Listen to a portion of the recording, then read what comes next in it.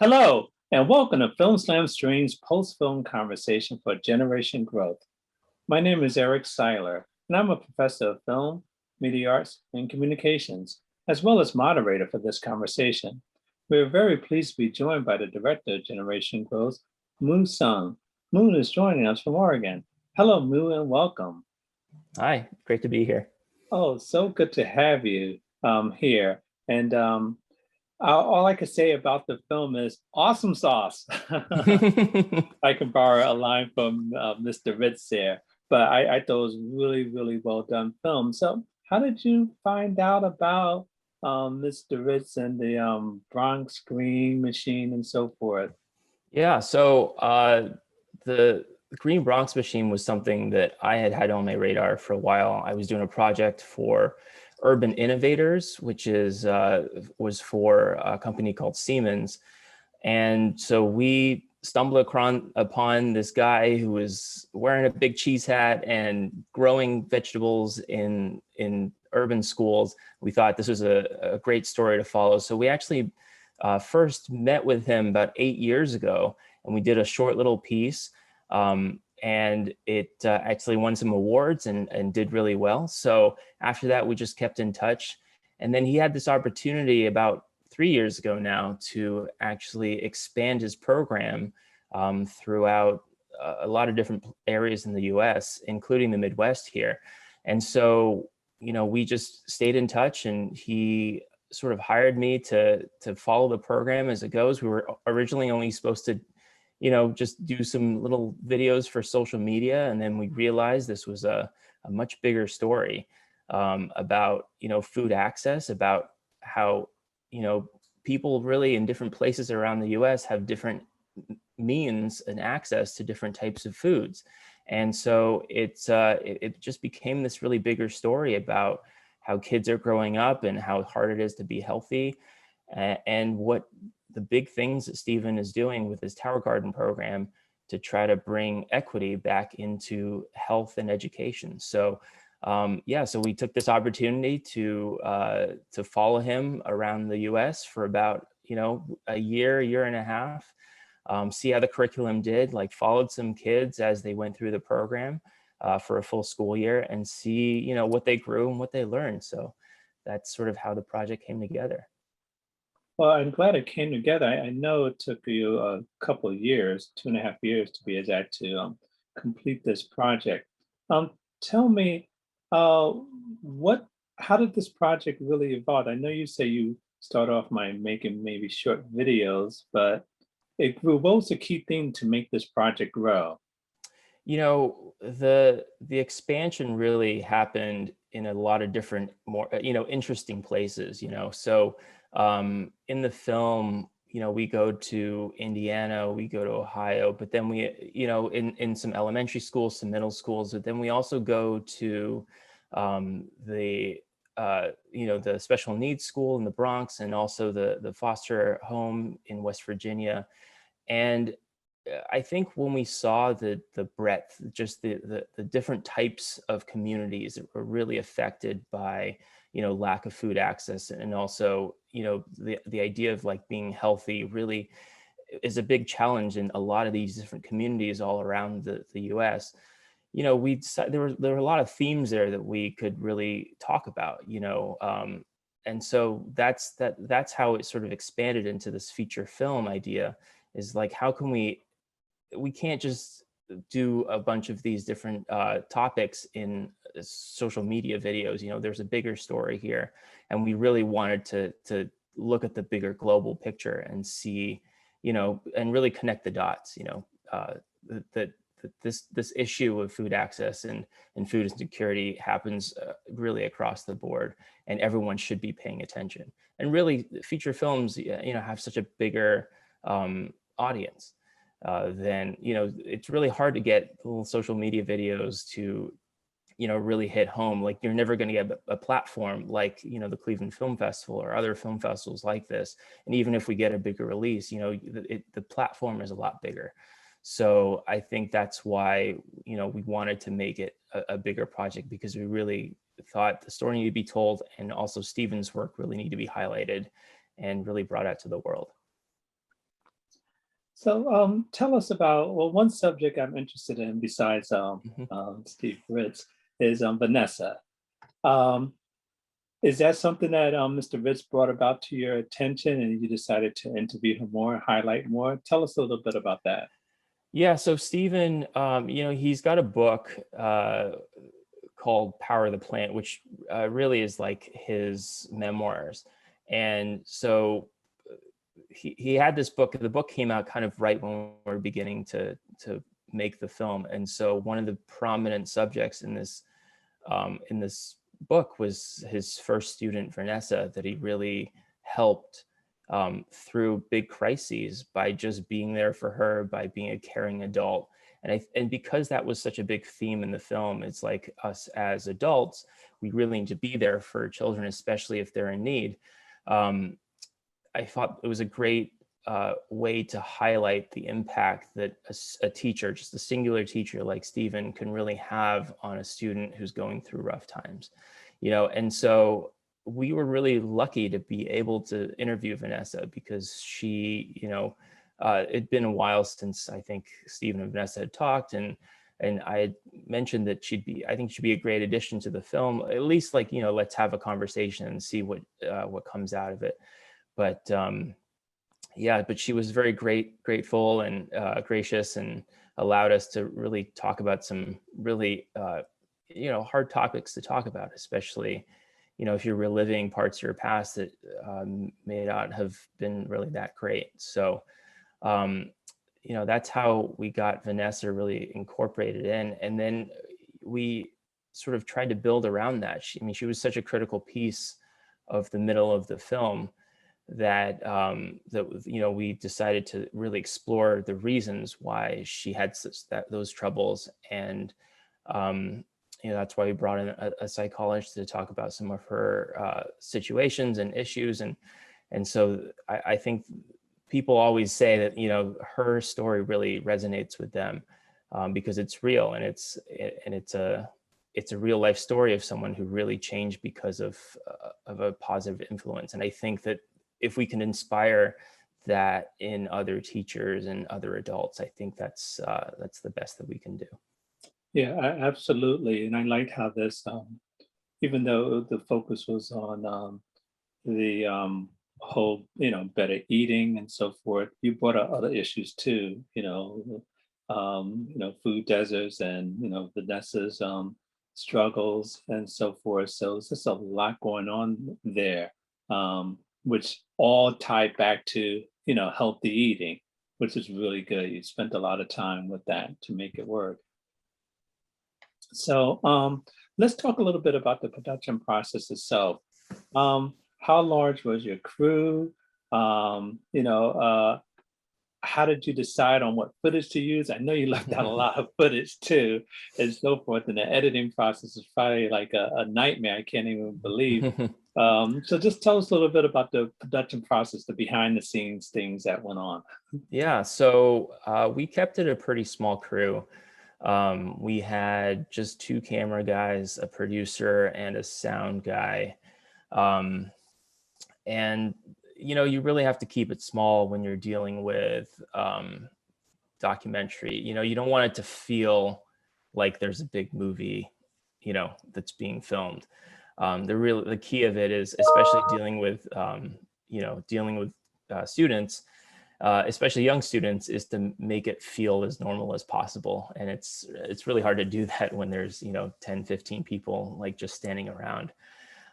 So the process was, we had a framework in mind that we were going to film like a few key milestones in the program, in the curriculum, right? The beginning of it, when they're going to figure out what was happening, the middle of it, which was when the sprouts started growing, and then the end of it, which is the harvest party, when they we figure out what they learned. So we just had that framework of like, oh, let's film these 5 different locations 3 times each. But of course, it never kind of goes according to plan. So some weather events that caused us to delay filming. There was an ice storm that came through Ohio, and so this thing kind of dragged on, and so we ended up I think visiting the schools probably 4 or 5 times each over the course of a school year. And so, I mean, then, what happens is then you film probably, I mean, we probably have 150 hours of footage total. And a lot of interviews with a lot of the students and a bunch of different, subjects who really shone some light onto the issues, and then some administrators, some teachers. So we kind of interviewed everybody we could. And so in the editing room, I mean, this was my first foray into documentary filmmaking. I think I learned a lot, but one of the things is, you have to manage your interviews well. You have to have a good system of organizing the transcripts and figure out what exactly you want to use, because I think sifting through all the footage and sifting through all the interviews, I mean, took us months to just even figure out what we wanted to make. So I think, so much of this came together in the editing room. I had a really great editor. I had a great story editor who really helped me structure this together. But man, the people, I mean, we interviewed probably 150 people, and we could only possibly use like, I don't know, 30 or 40. So it's a lot of extra work to try to make it happen. But I think, part of it is, for documentaries, you're figuring it out as you go along. And yeah, there was definitely a lot that was left on the cutting room floor. I bet. Did you have your footage transcribed, or? Yeah. So at a certain point, I was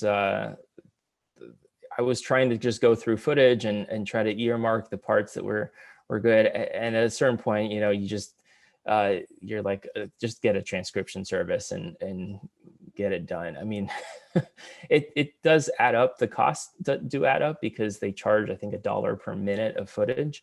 So, but I think it was just so worth it. And there are tools that you can use to, like, highlight the parts that you want to keep. And that was such an important part of the process that I completely overlooked when I started the project. It saved you a lot of time at the end. Yeah, absolutely. Yeah. The cost. I just want to let everyone know we're talking to the director of Generation Growth, Musan. If you have questions, please put them in the Q&A portal. We'll get to them as time allows. And we do have one question that's come in. It's interesting. They said, I really enjoyed the film. I liked how you showed that poverty does not only exist in the inner city. Is there anything that surprised you while making this film? Oh, wow. Yeah. I mean, the poverty angle is really, it's hard to explore, especially when you're kind of interviewing and talking to subjects that you're, you don't want to look at them as impoverished. You don't want to, like, make it feel like there's a pity angle there, right? Because you want to, you want to have empathy to what's happening. And I think the important part about poverty is, and this is a part that we definitely breach in the film, is that it's not the child's fault. It's no one's fault.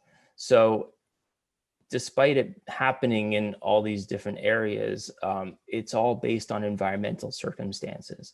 And so I think the thing that really surprised me was that fact, was that, when you don't experience it very often, when you kind of, you see poverty as like something that's over there, you don't really understand the factors that go into why a certain group of people may be impoverished. And I think, what we discover in this film is that a lot of it has to do with these environmental factors, including food access, right? So if you don't have food, then you don't grow up healthy. And if you don't grow up healthy, then you don't perform well in school. And so if you don't perform well in school, then you're not setting yourself or your children up for, to be upwardly social mobile, to get yourselves out of poverty. So I think that was something that I learned quickly, early on. and realized that this was an important part of the story to tell. It wasn't just about growing food in impoverished neighborhoods. It was actually, this was a way for the kids to get out of it. Is that healthy eating is a way for people to transcend poverty and to to do better in school and to be healthier for longer periods of time. And I think that was, when we first found that out, it was like such a revelation, and I think that that's why we decided to make this a bigger film and really anchor the film around that point. Good. Well, okay, we have another question. Interesting. They want to know, since you have so much footage, why did you decide to use animation in the film? Good question. Animation, I think we mostly used it in parts where we had Stephen or Vanessa talking, and we kind of animated their stories around it. So I think that, it's hard. We didn't have any archival footage from Stephen and Vanessa from that time. So typically in those areas, we would just, use some photographs or some other archival footage to go over people talking about their stories. Because, it's you don't want to just, have the camera on someone, have them tell a story for, a couple of minutes. I think in the context of a film, you always want to make it a little bit more entertaining. So that was our idea, is to, try to just add a little bit of flavor to their stories and try to, make it a little bit more lively. Absolutely. Okay, some good questions there. Keep them coming in. We have just a few moments left.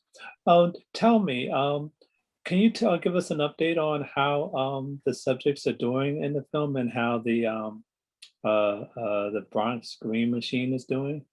Sure. Yeah. So, it's obviously been a rough year for schools, and obviously the Green Bronx Machine and the Tower Garden program, you kind of have to be in school to run the program. So it's been a little it's been tough for the subjects, and also for Stephen for this last year. I keep in touch with Stephen a lot. And I know one of the big things that he's been doing throughout the pandemic is to help deliver food to the families.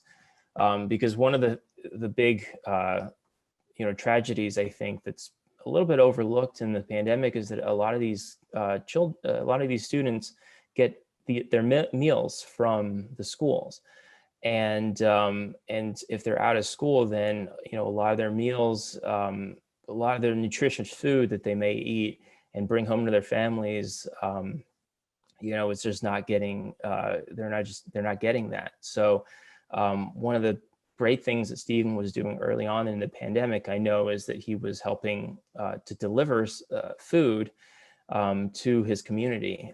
He would go to the big Hunts Point market and get big bags of veggies and fruit, and he would just kind of leave them in front of the school so that kids can come by if they want to and grab food. So I know that he's working on that. And I know that, I just got an update from the teacher in Toledo, Miss Poland, who says that, they're now growing stuff again. I think they just returned to school really recently. So, the program, thankfully, now that students are starting to get back in school, is starting back up, and hopefully we can continue. You never get this last year back, unfortunately, but I think, there's at least there's a little bit of hope going forward.